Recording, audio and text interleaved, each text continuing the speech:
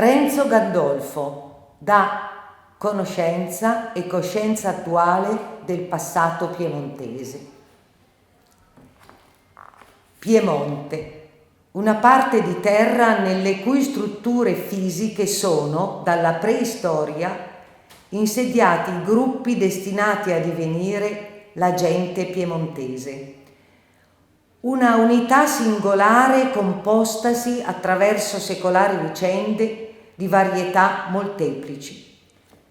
Terra ben determinata da confini di montagne e di fiumi, al suo interno presentante una gamma di aspetti e di condizioni tali da offrire supporti a insediamenti umani articolati e complementari, a sviluppare e cogliere tutti gli esiti che il lavoro dell'uomo nella sua secolare fatica può produrre. Ripercorriamola per visioni di larghi spazi con la mente e con gli occhi. Al nord e all'ovest la grande catena delle Alpi che la distingue e per larghi solchi vallivi ad un tempo la unisce alle terre europee, che per gli opposti versanti sono rese feconde dalle grandi vene fluviali da esse generate, Po, Rodano, Reno. A sud gli Appennini, i quali la inseriscono nella lunga dorsale che sorregge le terre italiche e la affacciano al mare. Ad oriente l'apertura sulla ubertosa Valle Padana, sul dolce piano che da Vercelli a Marcabò declina. Confine aperto, ma nello stesso tempo segnato dalle chiare acque della Sesia, del Ticino, della Bormida, dell'Orba. Di qui, da queste condizioni, la grande varietà di conformazioni formologiche, di climi, di orizzonti, di luce e di colori. Dalla religiosità ora luminosa, ora orrida e sublime delle vette tempestose e tormentate, alla solennità dei dorsali langaroli su cui passano le nuvole marine, alla sinuosità di colli monferrini, alla piana umida di prati e feconda di messi, alle risaie che specchiano i miraggi dei cieli.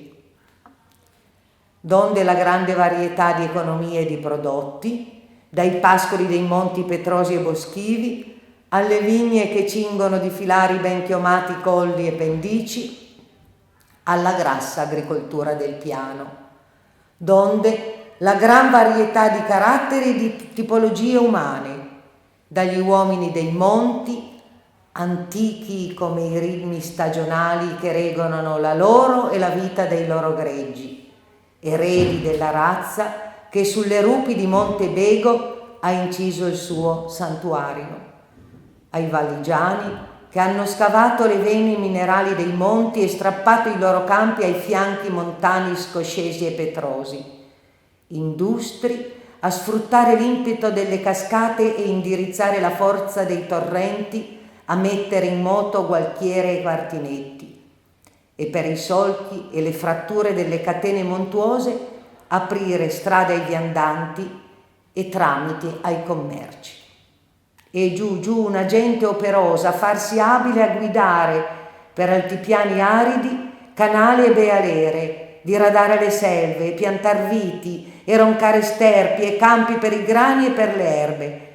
e nelle pianure prosciugare paludi e acquitrini e far produttivi gerbiti e popolarli di armenti. Susseguirsi di stagioni aspre e dolci, lunghi inverni taciturni e indulgenti alla riflessione, durare contro l'inclemenza delle temperie e congregarsi a difesa, e brevi estati per le fervide opere delle raccolte, brevi primavere fiorite per allietare i cuori e le menti, e nei borghi operosi, nelle città, impiantarsi e moltiplicarsi il lavoro delle officine e delle botteghe, a produrre ricchezza, e franchezza di civici costumi e ordine di reggimenti civili.